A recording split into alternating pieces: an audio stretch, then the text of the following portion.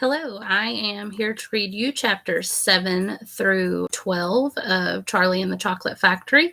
Hopefully, you enjoyed the first 6 chapters, and I think this book is just really fun and cute, and I don't know, it's just a nice little escape from this quarantine.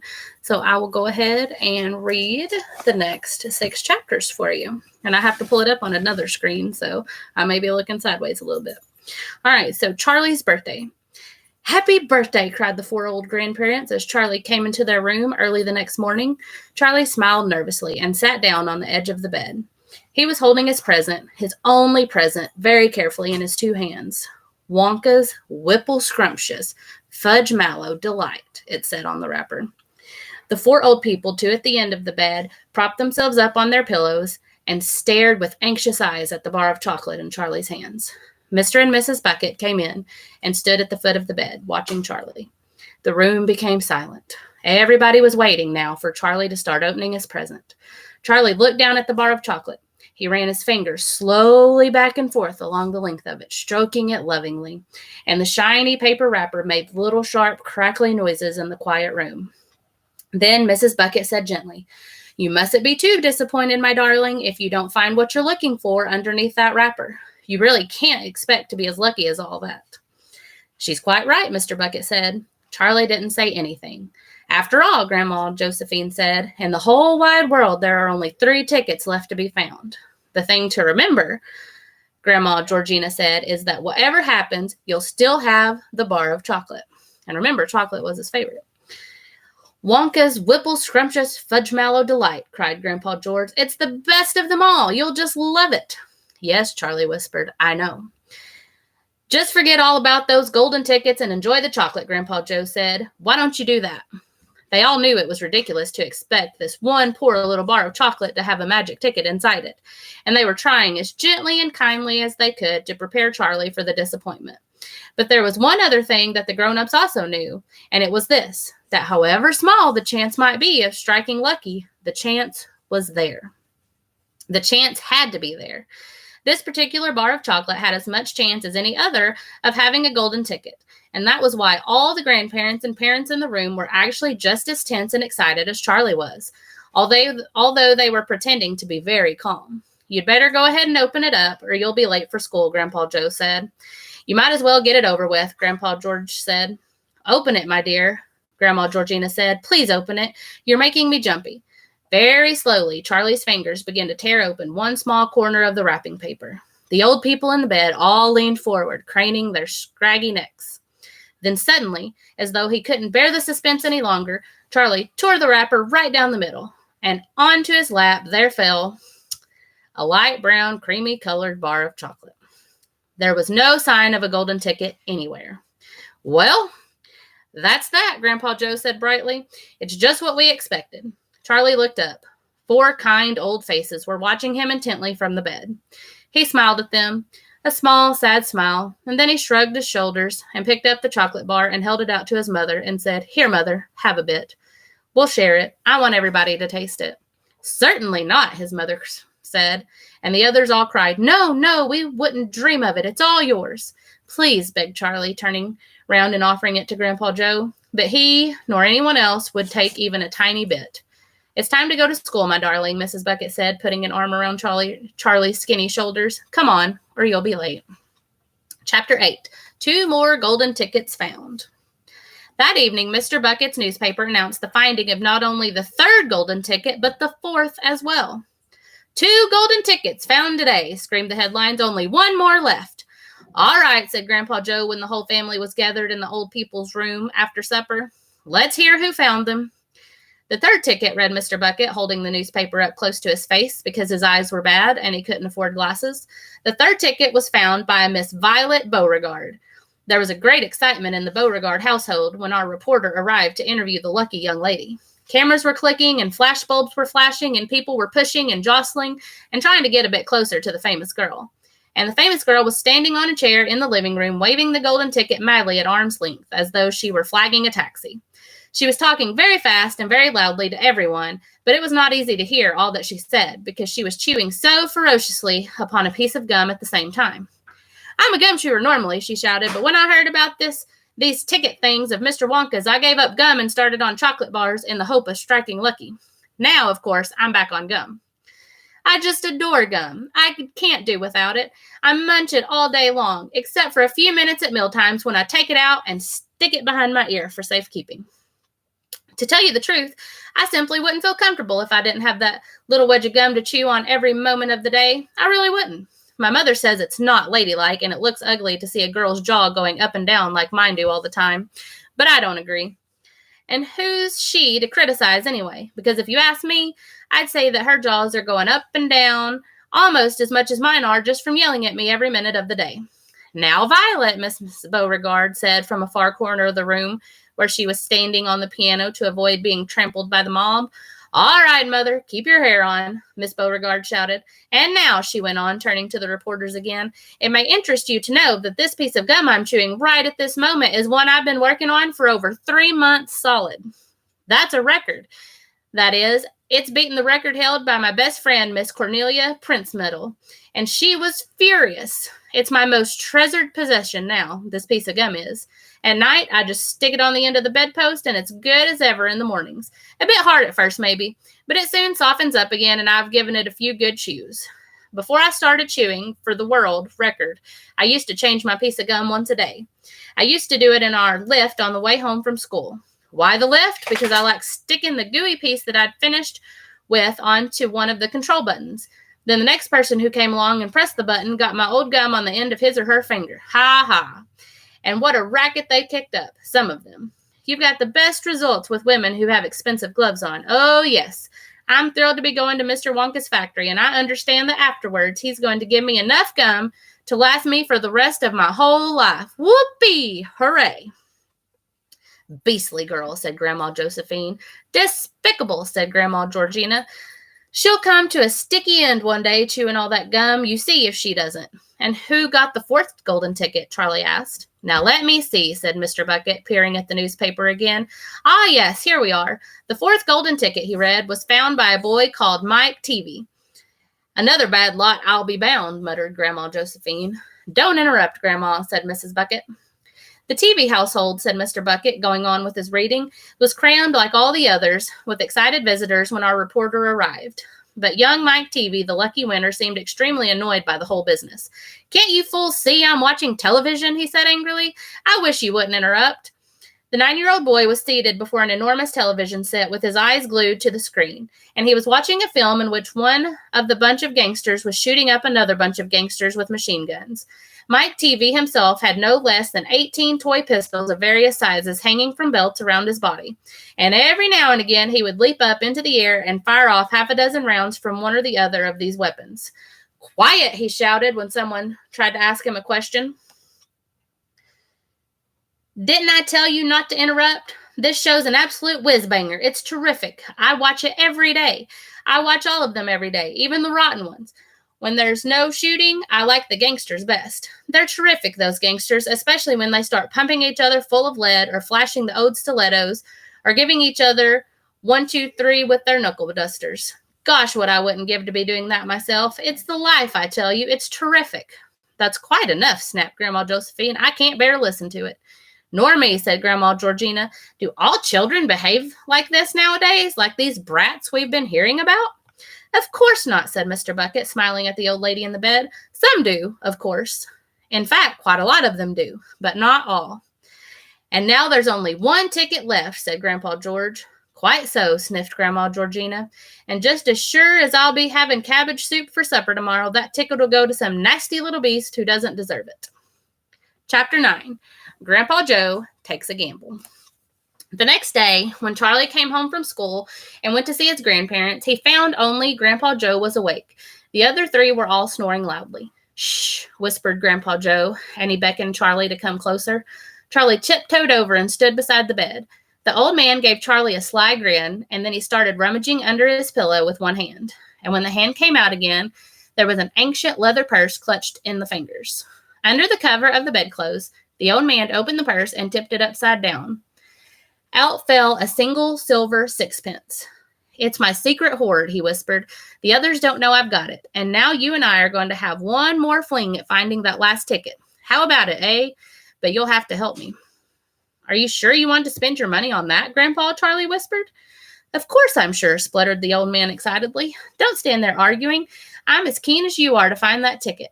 Here, take the money and run down the street to the nearest shop and buy the first Wonka bar you see and bring it straight back to me and we'll open it together. Charlie took the little silver coin and slipped it quickly out of the room. In 5 minutes, he was back. Have you got it? Whispered Grandpa Joe, his eyes shining with excitement. Charlie nodded and held out a bar of chocolate. Wonka's Nutty Crunch Surprise, it said on the wrapper. Good, the old man whispered, sitting up in the bed and rubbing his hands. Now, come over here and sit close to me, and we'll open it together. Are you ready?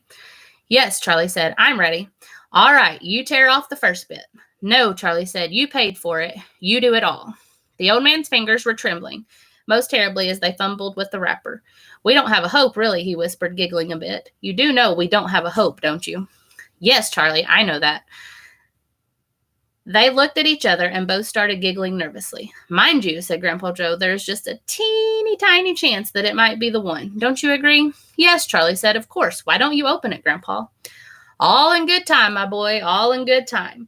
Which end do you think I ought to open first? That corner? The one furthest from you? Just tear off a tiny bit, but not quite enough for us to see anything. Like that, said the old man. Yes, now a little bit more. You finish it, said Grandpa Joe. I'm too nervous. No, Grandpa, you must do it yourself. Very well, then, here goes. He tore off the wrapper. They both stared at what lay underneath. It was a bar of chocolate, nothing more. All at once, they both saw the funny side of the whole thing, and they burst into peals of laughter. What on earth's going on? Cried Grandma Josephine, waking up suddenly. Nothing, said Grandpa Joe. You go back to sleep. Chapter 10. The Family Begins to Starve. During the next 2 weeks, the weather turned very cold. First came the snow. It began very suddenly one morning, just as Charlie Bucket was getting dressed for school. Standing by the window, he saw the huge flakes drifting slowly down out of an icy sky that was the color of steel. By evening, it lay 4 feet deep around the tiny house, and Mr. Bucket had to dig a path from the front door to the road. After the snow, there came a freezing gale that blew for days and days without stopping. And oh, how bitter cold it was. Everything that Charlie touched seemed to be made of ice, and each time he stepped outside the door, the wind was like a knife on his cheek. Inside the house, little jets of freezing air came rushing in through the sides of the windows and under the doors, and there was no place to go to escape them. The 4 old ones lay silent and huddled in their bed, trying to keep the cold out of their bones. The excitement over the golden tickets had long since been forgotten.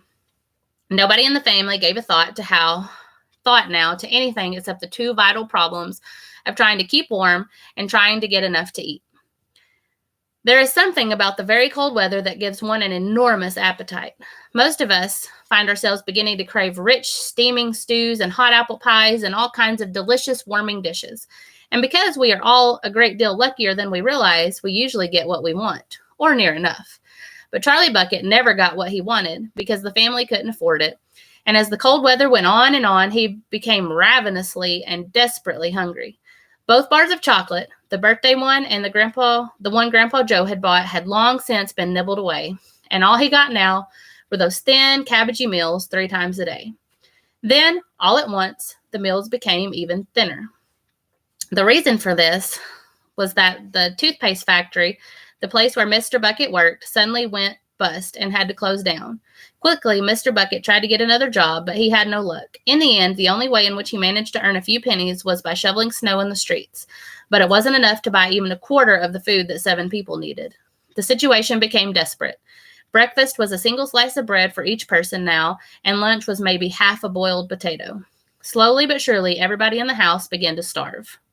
And every day, little Charlie Bucket, trudging through the snow on his way to school, would have to pass Mr. Willy Wonka's giant chocolate factory. And every day, as he came nearer to it, he would lift his small pointed nose high in the air and sniff the wonderful sweet smell of melting chocolate. Sometimes he would just stand motionless outside the gates for several minutes on the end, taking deep, swallowing breaths, as though he were trying to eat the smell itself. That child, said Grandpa Joe, poking his head up from under the blanket one icy morning, that child has got to have more food. It doesn't matter about us. We're too old to bother with. But a growing boy, he can't go on like this. He's beginning to look like a skeleton. What can one do? Murmured Grandma Josephine miserably. He refuses to take any of ours. I hear his mother tried to slip her own piece of bread onto his plate at breakfast this morning, but he wouldn't touch it. He made her take it back. "He's a fine little fellow," said Grandpa George. "He deserves better than this." The cruel weather went on, and every day Charlie Bucket grew thinner and thinner. His face became frighteningly white and pinched.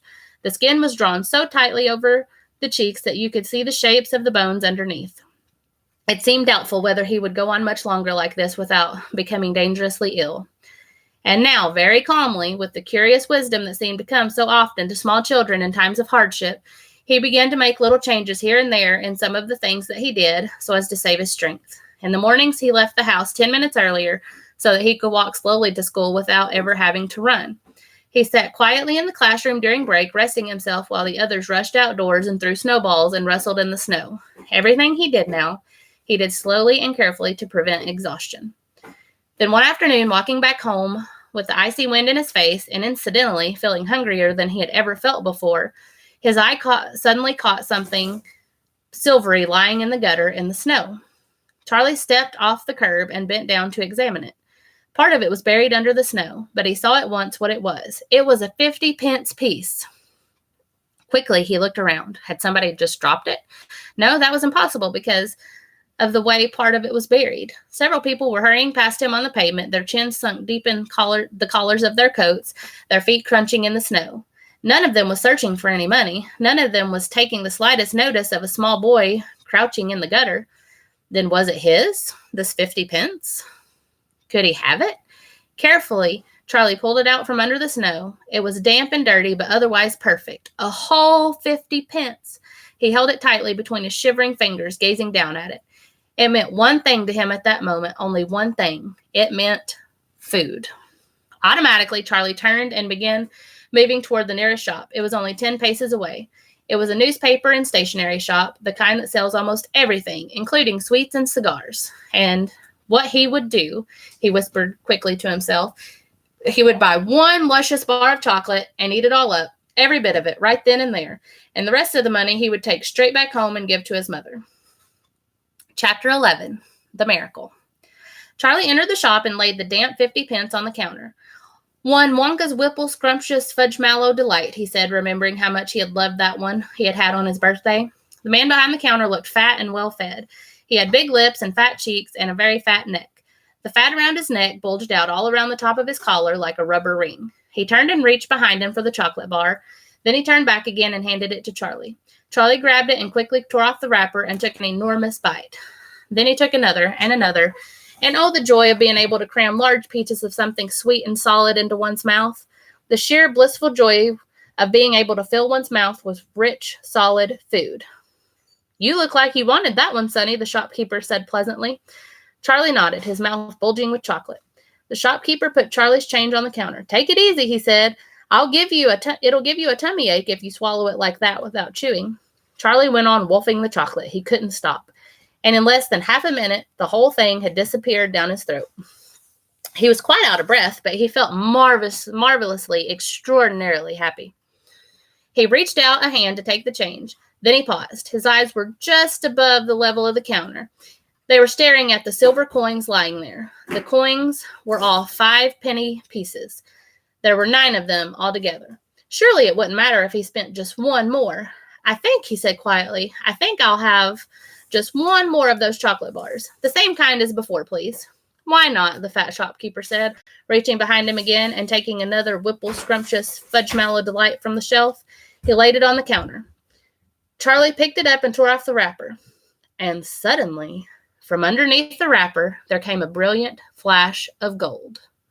Charlie's heart stood still. "It's a golden ticket," screamed the shopkeeper, leaping with a foot in the air. "You've got a golden ticket. You've found the last golden ticket. Hey, would you believe it? Come and look at this, everybody. This kid found Wonka's last golden ticket. There it is. It's right here in his hands." It seemed as though the shopkeeper might be going to have a fit. "In my shop, too," he yelled. "He found it right here in my own little shop. Somebody call the newspapers. Quick, let them know. Watch out now, Sonny. Don't tear it as you unwrap it. That thing's precious." In a few seconds, there was a crowd of about 20 people clustering around Charlie, and many more were pushing their way in from the street. Everybody wanted to get a look at the golden ticket and be the lucky finder. "Where is it?" somebody shouted. "Hold it up so all of us can see it." "There it is, there," someone shouted. "He's holding it in his hand. See the gold shining?"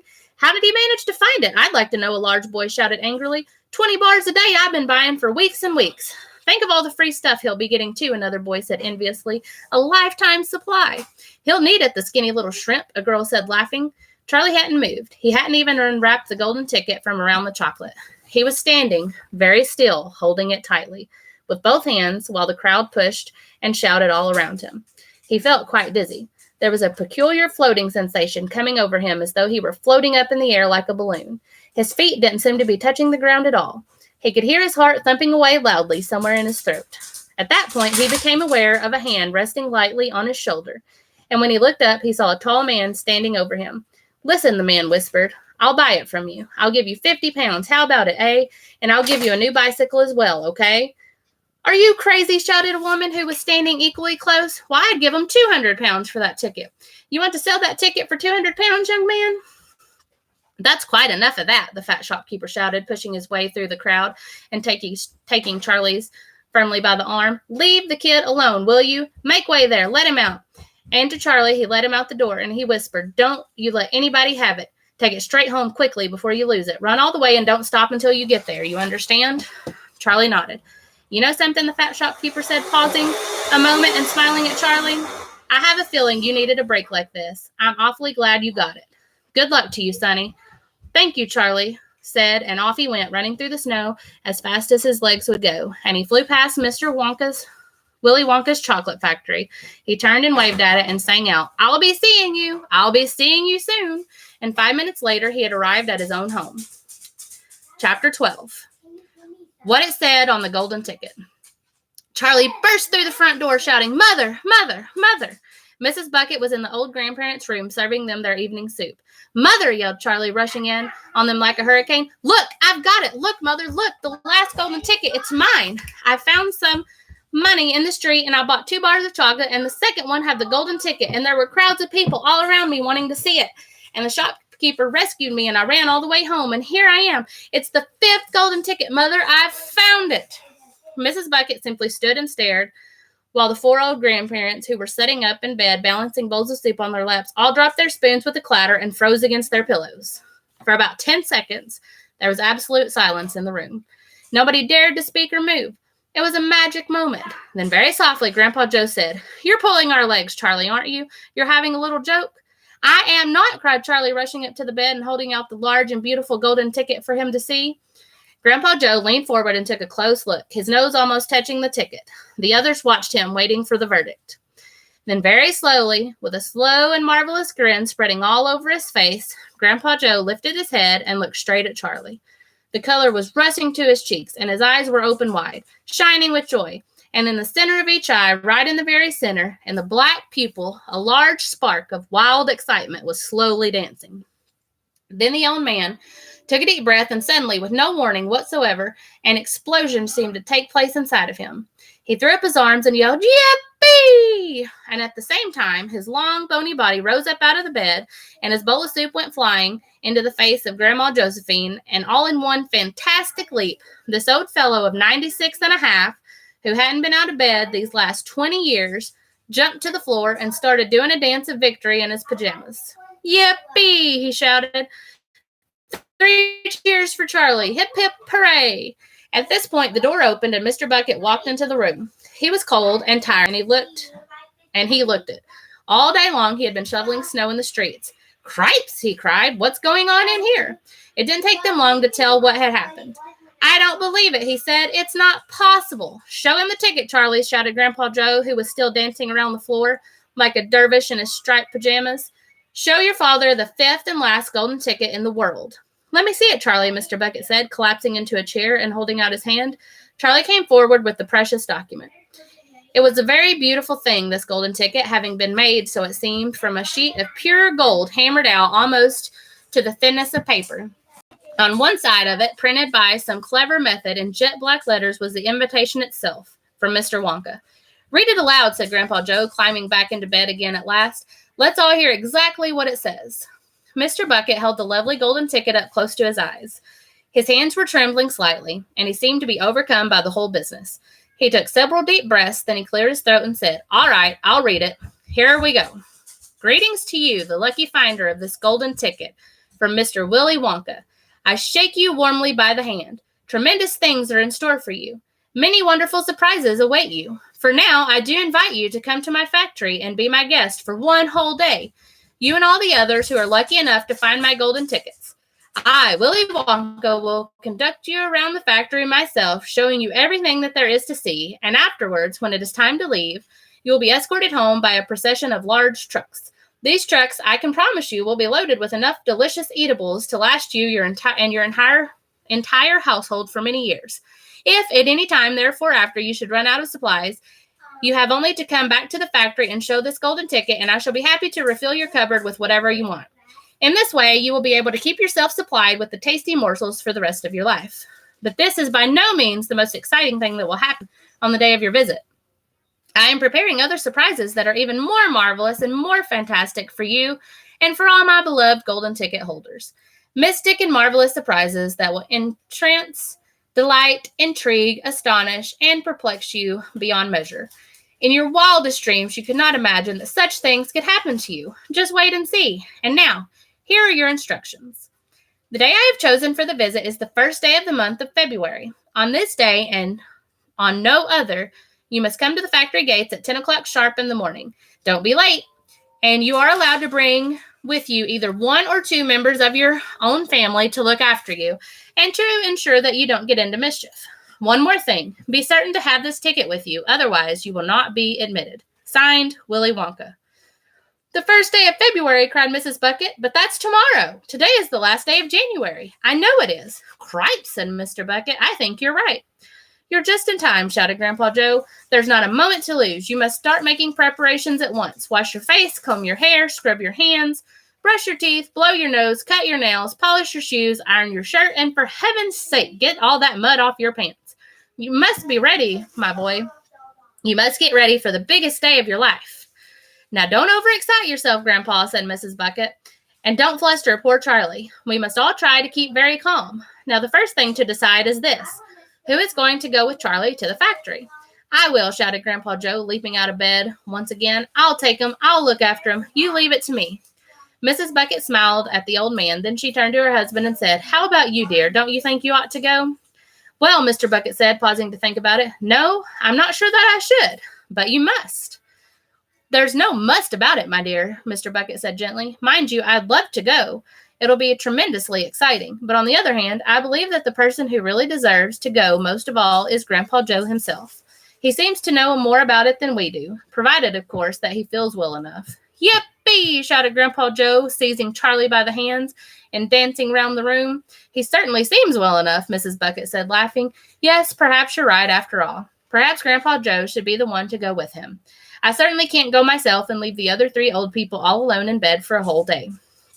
Hallelujah, hallelujah, yelled Grandpa Joe. Praise the Lord. At that point, there came a loud knock on the front door. Mr. Bucket went to open it, and the next moment, swarms of newspapermen and photographers were pouring into the house. They had tracked down the finder of the fifth golden ticket, and now they all wanted to get the full story on the front pages of the morning papers. For several hours, there was complete pandemonium in the little house, and it must have been nearly midnight before Mr. Bucket was able to get rid of them so that Charlie could go to bed. All right, that is chapters 7 through 12. Hopefully you enjoyed it, and we'll get the next 6 chapters next week. Thank you.